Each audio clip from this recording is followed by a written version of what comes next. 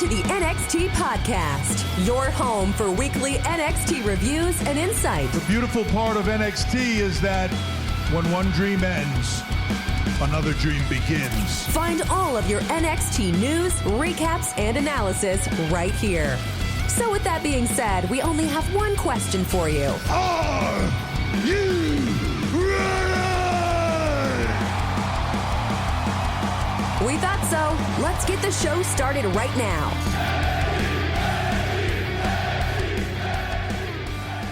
Oh, ladies and gentlemen, welcome back to the NXT Podcast. As always, I am your host. My name is Zachary Smith. Very excited to talk to you about a fun episode of NXT this week. Last week, not the most fun episode that I have ever watched. This week, very fun episode, very fun main event. We get some answers. We're excited. The episode is late this week as kind of adjusting to the new job and working odd hours. And so this one's coming out today, and we'll be back to the regular schedule coming this next week. Now, before I get started, you can always find me on Twitter. I am at ZachNXT. That's at ZACHNXT. If you have any questions you want to hear on the show or any topics you want to hear me cover, a lot of times the news and notes come from that Twitter, so go check it out over there. Also, in addition to this podcast, I am the host of Random Wrestling, a new podcast that I started with Matt's help here, where I assign a number to every pay-per-view on the network. I have a random number generator, and whatever pops up, I have to talk about that pay-per-view. The Hell in a Cell 2019 episode is already up. I've said before, one of the worst main events that I have ever had to sit through. I try and fix it a bit. So if you search Random Wrestling wherever you're listening to this podcast, it'll be there as well. So check me out over there. Now, as you know, we talk about the news and the notes to start us off. And boy, do we have some fun stuff to talk about. Edge has presumably, or has appeared to, make his choice for his WrestleMania opponent after winning the Royal Rumble. Predictably, he is going to be going after Roman Reigns. This is the best of the stories that they could have told. The NXT title, it would have been odd to have Edge on NXT. There was not necessarily a story with Drew McIntyre, and they weren't going to turn either of them into bad guys. Roman Reigns is the guy that just kind of fits. And it's one of those matches where I think that Roman is going to win, and I think that Roman should win. But in my heart of hearts, I love Edge very much. And if he wins, I'm going to be honest with you, I'll be fine with it. And a lot of people talk about how Edge is a, part-timer and an older guy. And if he were to win the title, it would be hypocritical to like it versus, say, a Goldberg. I would argue that the difference there is that Edge now and at any point in his career was like an actual professional wrestler and not a meathead who cannot wrestle. And Edge can do a promo, and Edge can be a nice chill guy. A lot of it does have to do with just not liking Goldberg as a wrestler and him not being a particularly interesting person.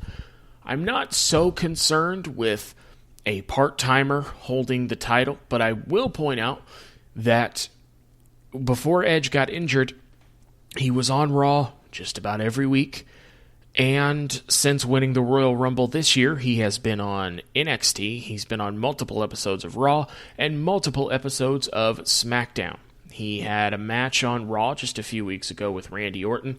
He's a pretty friggin' active competitor for a part-timer, and I can put him in a match with Roman Reigns and trust that it will be a great match, whereas if I put Goldberg in there, I'm putting all the impetus on Roman Reigns to carry Goldberg through a match that I know that I'm not going to be interested in anyway. Also, Goldberg's not going to be able to cut a coherent or interesting promo about Roman Reigns, which means Roman and Paul Heyman would have to do the entire build by themselves while Goldberg squints at them and swears to you that he is intimidating. So, if Edge were to win, I don't think that we would have a part-time champion, and I don't think it would be a long title reign. But the way Roman Reigns is going right now, I don't think it's time to take the title off of him yet. So that's going to be a very intriguing match. And one of the reasons that Edge did not pick Drew McIntyre is because Drew McIntyre is no longer your WWE champion. He successfully defended the title in the Elimination Chamber. That was a really good match. But then after, during his celebration, he was attacked by Bobby Lashley, and then The Miz cashed in his Money in the Bank briefcase and became a two-time WWE champion, about 10 years apart. He's also the first two-time Grand Slam winner in WWE history, meaning he's won a world title, an intercontinental title, a tag title. He's won all of the titles. He's never been Universal Champion. I think that's the only one he has not held, and obviously the 24/7 title, but whatever. So the early reaction to The Miz winning the title was, The Miz has been booked as a joke, and this is ridiculous. What are we doing? And I've had some time to reflect on it, and boy, oh boy, I love it. Love it for a few reasons. Always been a big fan of The Miz.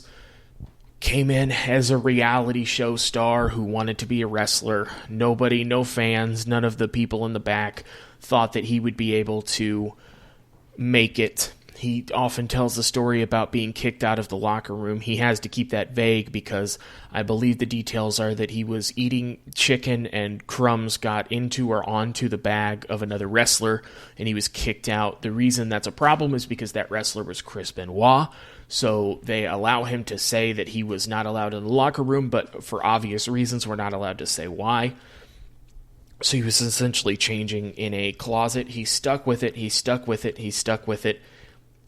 And he was given the WWE title, and then he was put in a program with John Cena. They had a terrible main event at WrestleMania, but I would argue that that main event was terrible because it was an afterthought and was just a setup for John Cena versus The Rock, and so it didn't really matter to WWE. WWE wants to tell you a story. They're not interested in having like a good match. They will have a good story before they have a good match.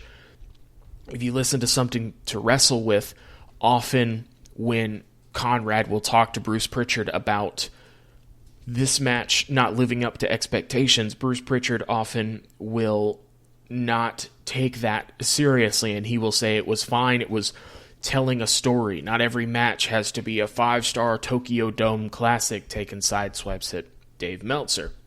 And while I agree with part of that sentiment, that not every match has to be a Matt classic, you can tell good stories while having good wrestling matches. And The Miz's title reign, which I actually liked the first time, was kind of dampened by that terrible main event that I don't think had a lot to do with him. And now The Miz is your WWE champion. And is he taken seriously? Absolutely not. Is he intimidating? Absolutely not. Do you think that he's going to be champion for any length of time? Absolutely not. But here's the thing. I think that's the point. I think that we're going to get The Miz and Bobby Lashley for the title next week.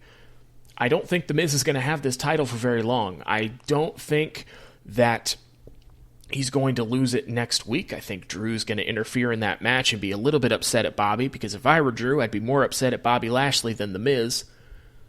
And then at some point, I think The Miz is going to lose that title to Bobby Lashley. And then we get a few things. We get Bobby Lashley as the WWE champion, something that I was a big Bobby Lashley fan the first time he was in the company, and I'm a big fan of him now. And it would just blow my mind to see him as WWE champion, because it's a thing that I always thought could happen when he faced John Cena in his first run and wasn't able to beat him. And it's a thing that I think would be excellent. He is intimidating as hell. He's got MVP for his manager and to do promos like a Paul Heyman to a Brock Lesnar. And also, it would give us the WrestleMania match of Drew McIntyre versus Bobby Lashley. They went at it, was it Backlash where he faced Bobby Lashley? I think it was. For the WWE title, and Lashley lost. But now, Bobby Lashley can absolutely beat The Miz and take that title. And then it can be Bobby Lashley and Drew McIntyre, 1, for the WWE Championship, and 2, for Drew to avenge Bobby Lashley, costing him the title. So, The Miz being WWE Champion is important to me. Might not be important to you, but I think that's the point. So like I said, we have a great episode of NXT. It opens with Scarlett playing with cards, and she's very... she's talking spooky, and it's a lot to send the point that Cross is taking on Santos Escobar tonight. I think this is actually going to be a good match. I wrote that early. Spoiler alert, yes it is. I'm not sure why it's Santos Escobar facing him, but I like it. Escobar never really ran from Karrion Kross. He's clearly intimidated by him, and he walked away from him, but he's never looked outright terrified. I like that. We open the show proper with Dexter Lumis. I saw a comment, I think on a YouTube video, wondering what the crowd reaction would be for Dexter Lumis if there were live crowds. That's a good question. I feel like there wouldn't be a lot, because Lumis feels kind of aimless. I really liked the character initially, but I don't know. It just kind of feels like we had a cool initial idea, and now we don't really know what to do with him. The Way, or the Gargano family, are backstage. They put their hands in, and they say, "That's the way. We like it." Austin Theory says that should be a song. Dumb Austin Theory is so great. So Johnny's out with the Gargano family. I'm not calling them the Way, because my name is better. Everyone but Austin Theory is intimidated by Dexter Lumis, because Austin Theory is a very good wrestler who is also kind of dumb. That is his character. This will eventually fade when and if Austin Theory breaks off from this group and takes on, presumably, Johnny again. But for now, I think this character works. He's not a serious character right now, but you can take what this is and make him one. And I think that's kind of the point. So Dexter Lumis disappears, and indie wrestling and the whole family start looking around and under the ring. Johnny is by the ropes. He said he's right behind me, isn't he? And in fact, he was. Austin Theory, when Dexter Lumis is outside the ring, goes to hit him, and Lumis turns around in time, and Austin just says, "Hey, what's up?" Indie wrestling goes to do it too, and Lumis stares at her, and weird thing happens, because Indie clearly is cool with that, and then makes the sign and mouths, "Call me." I'm trying to decide if Dexter Lumis would have a phone. Like, I don't know what he would need it for. He just kind of kidnaps people and generally is crazy. I picture Dexter Lumis sleeping in the Capitol Wrestling Center, like in the rafters or something. So I don't... No, he doesn't have a phone. He definitely doesn't. And so, like, it's weird she has a crush on him. But, you know, do you? And then Candace gets up on the apron, and she's trying to do a Hurricane Rana from the apron on Dexter, but Dexter catches her, and she's like in powerbomb position. And for a split second, I thought that Candice LeRae was going to get powerbombed on that apron, because if any woman in this company would be powerbombed by a dude, Candice would be the one. She used to do intergender matches a lot. She's a badass. I thought they were doing it for a second there, and I was simultaneously excited and nervous. So, inside the ring again, Johnny has Candace distract the referee. He has Theory go grab a chair for him before he can do anything with it. Dexter Lumis steps on that chair and hits him, so that plan didn't quite get there. Indy is still staring at Dexter Lumis like she now has a crush on him.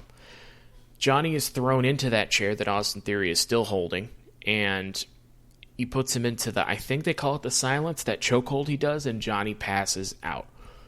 The family are arguing outside about whose fault that was as Lumis stares him down. Indy is still distracted, just staring at Lumis, 'cause it's an odd way to do that. We cut away to William Regal walking outside. He turns to the cameraman and tells the producers that when Santos Escobar gets here to please alert him. The thing goes, if Escobar does not show tonight, he will be stripped of the Cruiserweight title. Now, this match with Karrion Kross, if it does happen, is non-title, but Santos Escobar has to have the match to keep the title. We go from that to a vignette for MSK, and they're going to be doing an interview. And before they can do anything, they are immediately attacked by the grizzled young veterans who are still mad about losing to MSK in the finals of the tournament. MSK is a very happy-go-lucky group thus far, just kind of happy to be there. But now they're like in a legit feud, like somebody like legit attacked them. And so I think that's going to be good for them because up till now, MSK has been a group that is very good at wrestling, and they are very happy to be here, and they're very excited they won a tournament. Now, that's a good way to debut and get the audience familiar with the moveset and personalities of a team. That's all good. The problem is that if you're just happy-go-lucky, happy to be there all the time, there's nothing really there. And it's not a mistake that NXT has made. It's just the way that the story has gone. We haven't really seen layers to them. So next week is going to tell us a lot about MSK and how they respond to this. If they're still their happy-go-lucky selves after being attacked, they'll be a lot less interesting. Because that's a kind of a one-note character, and one-note characters aren't interesting. If somebody attacks you and tries to injure you, you should be angry, and you should have kind of more of an edge to you. So next week, hopefully, we get MSK with more of an edge and them being angry, because that's what I would like to see from them after being attacked, and I think, or I hope, that was part of the point. As my dog, I guess my dog didn't like that point, because now my 8-pound poodle is biting me in the hand. And he does this every once in a while, and he thinks he's a little lion. And again, I can't stress enough, he's an 8-pound poodle, and he's not a lion. All I do is love you and feed you and give you toys, and you attack your own father. You're trying to eat him while he does his podcast. It's not cool. Listen, was that important? No, but am I going to edit it? No, also. So, if MSK has like more of an edge to them, I think that would help them a lot. Regal is backstage in the Performance Center. He's offering a non-title match with Io Shirai to Zoe Stark, I believe is her name. Apologies, I don't know who Zoe Stark is. I presume it's a new signee to NXT. I would also presume that she's done work elsewhere, as most people that they sign have. But a match with Io Shirai is a great way to debut and prove yourself, because if you can have a good match, if you can't have a good match with Io Shirai, something might be wrong. Io Shirai is a little bit like the Bret Hart of the women's division right now, where she can have a good match with just about anybody, and if she can't, that's a problem. This match went longer than I thought, and it was very good. Io is finally able to hit the moonsault and beat Zoe Stark. So, okay. Zoe Stark is now on the map. Io is very good at beating you, but making it look like she could have been beaten if one or two things went differently. Io offers her a hand, and they hug, and as they are doing so, Toni Storm's music hits. Toni said, "It's interesting that you are willing to fight anybody in this division but me. So I'm Toni Storm, and last week I kicked your head off and you did nothing about it. There's a reason you pinned Mercedes Martinez at TakeOver and not me, and it's because you can't beat me." Io rolls the hell out of her eyes, and that's the first time I've seen her do that. That was great. Io says, "I will fight you anytime, any place, anywhere." Toni is, at this point, basically manipulating Io to go find William Regal and put a title match for just the two of them. Io says, "You're on." Io is always down to fight anyone, 100% of the time. It's always weird, though, when the champion is making the matches with the challengers, but I like the way that Toni has set everything up, because everything that she's done has been to manipulate Io into getting a one-on-one title shot, and she got it.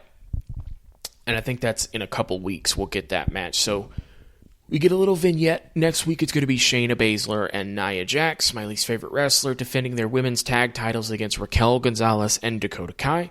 Shayna says the women's division is nothing but the scraps from when she left. That was a great line. I'm going to be honest. Nia might have talked. I don't know, because as soon as Shayna was done talking, I skipped it so I wouldn't have to hear it. So we have a split screen where Karrion Kross's entrance is starting, and there's a split screen with Legado del Fantasma about to open the doors to their SUV for Santos Escobar. It turns out Karrion Kross is in fact not making his entrance because he breaks off to attack the members outside. And he takes out both of the members standing by the car, and then Santos gets out of the car and attacks him. So he kind of gets the upper hand there. This isn't the most high-profile match that Karrion Kross has ever had, but Santos Escobar is one of the best wrestlers that Kross has gone across, and these are the kind of matches that Karrion Kross needs to have. He's selling for Santos Escobar as Escobar gets the upper hand underhandedly. This is good. Legado gangs up on Kross, and they bring him inside the building, and they bring him like behind the ring apron. This is a good match so far. This was a good way to do this. Santos Escobar wouldn't be able to do this by himself, but with all three of them, they can kind of get heat on Kross and make a better match, because it's not interesting if Karrion Kross just throws these dudes around for 10 minutes. That wouldn't be interesting at all. So it's an interesting way to kind of do this. Santos starts walking to the ring, and then Karrion Kross takes the two backups and he throws them over the apron and through the chain link fence around the ring, and then just stares at Santos Escobar. This is interesting because Escobar still doesn't look scared. He looks intimidated. Now, looking scared is fine if you're a bad guy, but I like that Escobar is just intimidated, but he's still a proud guy, and he thinks so highly of himself that he either can't be totally scared, or at least he can't show it, and he's very good at hiding it. So this is a street fight, and you can tell it's a street fight not because they're using weapons, but because both guys are wearing long pants and not wrestling gear. That is wrestling for this is a street fight. So that's always how you can tell. If it's jeans, it's a street fight. If long pants, also a street fight. I would have to go back and look to make sure, but I'm pretty sure this is my favorite Karrion Kross match. I feel comfortable saying that. He could have had a better match with Tommaso Ciampa, but that wasn't the story they were telling. But I think that's part of the reason that the match with Ciampa was much less interesting, because the point of that match was that nothing that Ciampa did could really faze Karrion Kross, and Karrion Kross just beat the absolute hell out of Ciampa and put Ciampa on the shelf for a while. So the story that they were telling is that Kross is kind of an unstoppable monster. And I understand why that match was done that way, and I don't necessarily disagree with the thinking there, but I will say that I think that this match, at first, is a much more enjoyable match to watch, but also I think it's a better story. I think that taking on a person who in Santos Escobar is not as strong as you, but Santos Escobar has his two friends with him, and this is a street fight, and you have no backup because you just attack people. And so Legado can get the upper hand on you, but then there are still those moments where, like, you throw two men through the chain link, and so you still look like a monster, and you have to fight from underneath a little bit, which you can still do as a monster. I personally, and I think you would agree, is a better story than what can Ciampa do to stop this monster? Oh, nothing. He can't do anything. So to me, these are the kinds of stories that I really like, and I just think that if Kross keeps having matches like this, I think he's going to get over a lot better than if he just has squash matches. He's a monster, and he has great feats of power, but he is selling a lot, and that just makes for a better match. So this actually helps Santos Escobar a lot, too. Santos is not going to win, but he looks more legit being able to hang with Kross, even though he has a lot of help. Santos Escobar was fantastic in Lucha Underground. He's fantastic here, but he hasn't had a lot to sink his teeth into. The Cruiserweight title is always going to be an afterthought. It was more a thing created for a tournament than a thing to be taken seriously going forward. And I think that's shown out now. I think that cruiserweights and cruiserweight titles worked in the days of WCW, having Hulk Hogan and Kevin Nash in the main event, and you'd have Rey Mysterio and Eddie Guerrero, in the undercard, putting on the best in-ring matches. Now, I think the problem is that the cruiserweight style is the WWE style to a large degree. The cruiserweight style now doesn't look different than the main roster style. And that's not good for the cruiserweights, nor is it good for the main roster members, because now everything feels the same and you're taking more risk for less reward. So it's never going to be important, but I don't know how we got Santos Escobar in this feud, but him not being scared of Cross, being intimidated, but wanting to do this match on his own terms and ducking him, but then when it comes time to fight, he fights, shows a different side to Santos Escobar too. That bad guy thing of, I'm the best, nobody can touch me, is a good line to put in a promo, but it's much more effective if it's put in action and you see it in a ring. Like, yes, you're a monster, you're big, but I have friends and I am Santos Escobar. I'm not backing down from you. I like it. Karrion Kross is very good at suplexes, and as a fun fact, my notes app frankly insists that the word suplexes, in fact, I meant to write duplexes, and Kross isn't even in real estate, so that's ridiculous. I had to type that word like 4 times before it would let me say suplexes, which apparently isn't a word at all. Karrion Kross does a back suplex and put Santos Escobar through one of the announce tables. There's no way you can do that move and it doesn't just hurt like a son of a word I can't say on this podcast.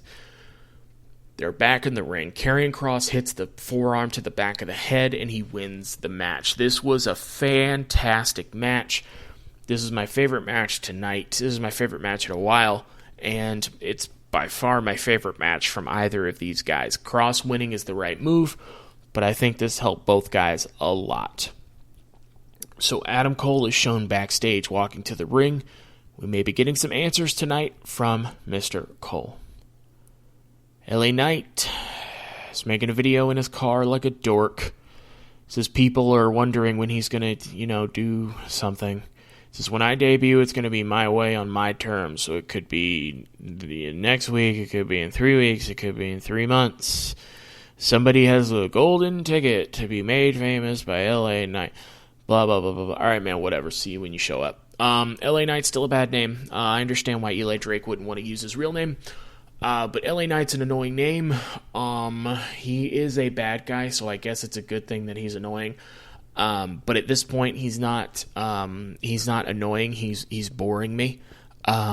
Because not only because he's not like he's shooting videos from his car like it matters, but he's not talking about anybody specifically. Those promos where you just kind of broadcast that you're looking for the smoke, but don't say anybody specifically, do nothing for me. Because it means nothing. It just means that they don't have a plan for you yet, and so you're just gonna say, "Oh, I'm great. This is gonna be done on my terms, and whoever wants it, blah blah blah, make you famous." It just doesn't mean anything, and I know it's not gonna matter once he goes into an actual feud, and when he has somebody to focus on, he can cut good promos and he can have good matches. But until then, I'm just not interested in watching a dude with a bad name talk in his car like a dork about nothing. And I'm not even mad about it. I think he's going to be good in NXT, but there's just nothing going right now with it. So I guess we'll see you whenever, dude. Adam Cole is out. Cole as a bad guy is so much better than Cole as a good guy. Adam Cole is a lot like Kevin Owens. He's a natural bad guy. They can both be good guys. Kevin Owens is one right now. But they're just natural bad guys, and they are their most entertaining when they are. We watched the attack from last week, and Cole says that I had every intention of coming out and explaining why I did what I did to Kyle, but after watching that footage, I feel sick to my stomach. He said the NXT title is very important to me, but I don't like the guy that I have become the last few weeks. He said at first I was pissed that Kyle kept getting opportunities and kept failing. That's true. He said, but it doesn't excuse my actions. He says, after watching that footage, I am ashamed of myself. He turns to the camera. He says, Kyle, you're sitting at home right now. I wish so badly that we could be having this conversation face to face, but we can't, and we can't because of me. He said, Kyle, you know me better than anybody. I'm telling you now, I was dead wrong. You should be in this ring. Instead, I made a stupid mistake, and I hate myself for it. He said, I am so sorry, and I'm going to do everything in my power to fix this. If I can't, I'm going to try. This is the point at which I was like, wait, what are we doing? Because that was that was not the promo I was expecting. I was expecting, throughout this whole promo, when he's saying, and I regret it and I hate myself, I thought we were heading for I regret that I didn't do it sooner. I kept thinking he was going to do it, because I'm programmed to think of promos in terms of like a swerve at the end, but he didn't this whole time, and I was confused. But Roderick Strong comes out, he says, wow, now you feel bad. For the past 10 days, you didn't feel bad for not telling me what was going on and what you did to us. He says, everything's changed now. This whole thing, the Undisputed Era, kind of pulls on his Undisputed Era dog tag. He said, this whole thing was built on trust and love and brotherhood. He said, understand this. Kyle is going to heal. And you know Kyle, when he does, I don't know if I can save you from what he's going to do to you. Before we can go any further, Finn comes out with his music. He pushes Roderick Strong aside and then gets in the ring and attacks Adam Cole. Strong waits just a second. He takes off his jacket a little bit slow, and then he gets in to help. Finn takes him out, but they gang up on him and kind of take him out. So Cole gets back in the ring, and he's saying sorry to Roddy, and Roddy hits him in the face. But he's conflicted, and Cole keeps apologizing. So Cole ends up kind of on his knees with his head in his hands, and they seem to make up because Roderick Strong kind of gets on his level. He says, you know, it's okay, you're my brother, I love you. And they're both kind of just having this emotional moment, and they hug it out, and obviously Adam Cole low blows Roderick Strong. I was wondering what we were doing here. I was confused about what was going to happen. So Cole says, you are so stupid, Roddy. He rips the Undisputed Era tag off of Roddy's neck and super kicks him. So we got a little bit of answers. I think that if Kyle O'Reilly had been here, he would have done the same thing to Kyle O'Reilly, but I think that Roderick Strong just happened to be there. So I think next week we'll kind of get more answers. But like I said, this was a very good episode of NXT. That Karrion Kross Santos Escobar main event really did it for me. And I love the stuff with Undisputed Era. I love what they're doing with the way right now. I'm interested to see if Indy's going to continue this crush on Dexter Lumis. I don't know what's going on, neither do you. You can always hit me up once again on Twitter at ZachNXT. That's at ZACHNXT. Please do me a favor, whatever podcast you are, or app rather, you're listening to this on, do me a favor, search Random Wrestling. Picture of a ring, RW in red letters. That's me. The Hell in a Cell 2019 episode is up. You can give that a listen. If you like it, maybe subscribe, maybe rate it. That'll be coming out soon as well. You can check me out over on Random Wrestling or on Twitter. But in the meantime, that's it for NXT, which means that's it for me. I have been Zachary Smith. You have been fantastic, and thank you for listening.